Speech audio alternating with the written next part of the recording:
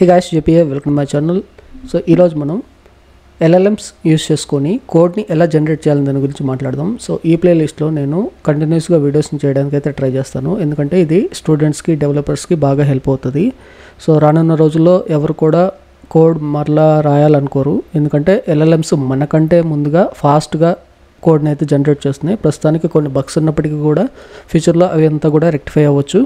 Okay, so 2024లో stock overflow నిర్వహించిన ఒక సర్వేలో ఈ విధంగా రిజల్ట్స్ అయితే వచ్చాయన్నమాట. ఏఐ టూల్స్ని డెవలప్మెంట్లో యూస్ చేసేవాళ్ళు చూడండి, 63% ఉన్నారు ప్రొఫెషనల్ డెవలపర్స్. సో ఈ సర్వేలో పాల్గొంది 46,000 మెంబర్స్ అనమాట. ఇది స్టాక్ ఓవర్ఫ్లో ఇచ్చిన సర్వే. ఓకే, సో చాలా ఫేవరబుల్గా అయితే ఉన్నారనమాట.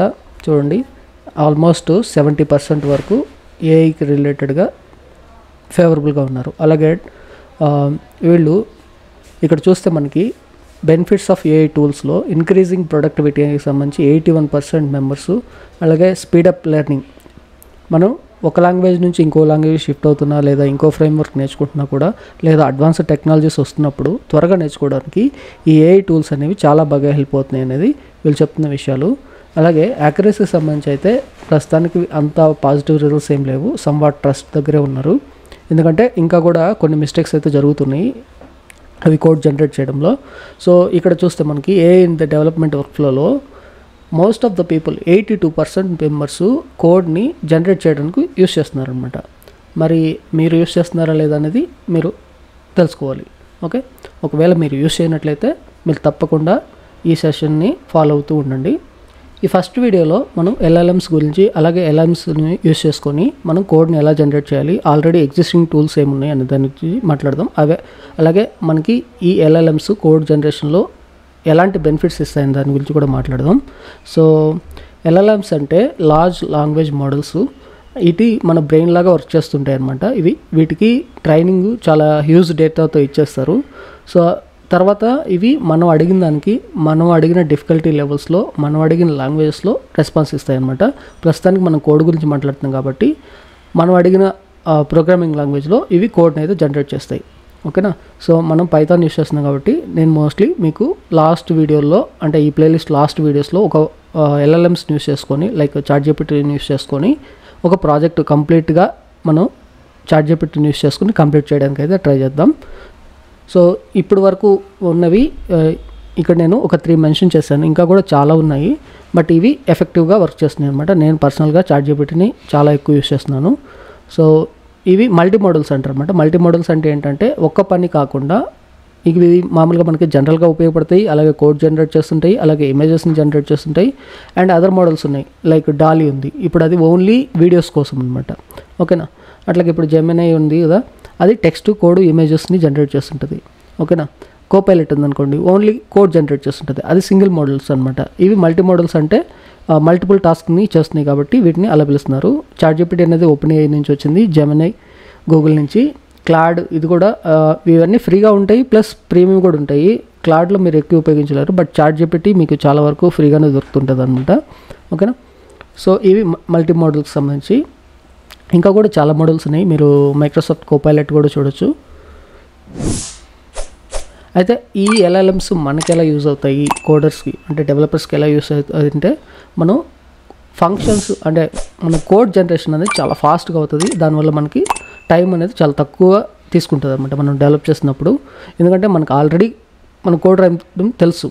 ఓకేనా, ఈవెన్ మీరు నేర్చుకుంటున్నప్పుడు కూడా మీరు ఫాస్ట్గా రావడం కోసం ఇది అయితే యూస్ చేసుకోవచ్చు. బట్ మీకు సమ్ బేసిక్స్, మీకు అండర్స్టాండింగ్, లాజికల్ అండర్స్టాండింగ్ ఉంటే ఇంకా కూడా మీరు ఫాస్ట్గా అయితే కోడ్ని జనరేట్ చేయొచ్చు.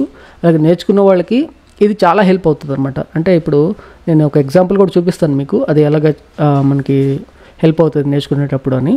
ఓకే, అలాగే అవి చాలా సజెషన్స్ చెప్తూ ఉంటుంది మనకి. ఓకేనా, నెక్స్ట్ ఇట్లా చేయాలి, నెక్స్ట్ ఇది చేయమంటారా అని కూడా అడుగుతుంది. ఓకే, ఏదైనా మనకు అర్థం కాని కోడ్ని మనం దానికి ఇచ్చి ఎక్స్ప్లెయిన్ చేయమంటే చాలా బాగా డీటెయిల్డ్గా ఎక్స్ప్లెయిన్ చేస్తుంది అనమాట. మన కోడ్లో ఇంకా ఏదైనా మిస్టేక్స్ ఉన్నాయి, బగ్స్ ఉన్నాయని మనకు అనిపించి, దీంట్లో ఏదైనా బగ్స్ ఉన్నాయి అని అడిగినా కూడా అది ఐడెంటిఫై చేసి ఇక్కడ ఇష్యూ ఉంది అని చెప్తుంది.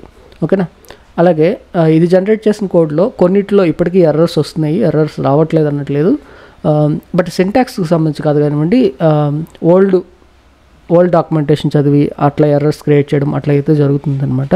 లాజికల్గా కొన్ని ఇప్పుడు ChatGPTలో మోస్ట్లీ 200 లైన్స్ ఆఫ్ కోడ్ కానీ దాటింది అనుకోండి ఎర్రర్ వస్తుంది అనమాట. అంటే అది మర్చిపోతుంది. ఓకేనా.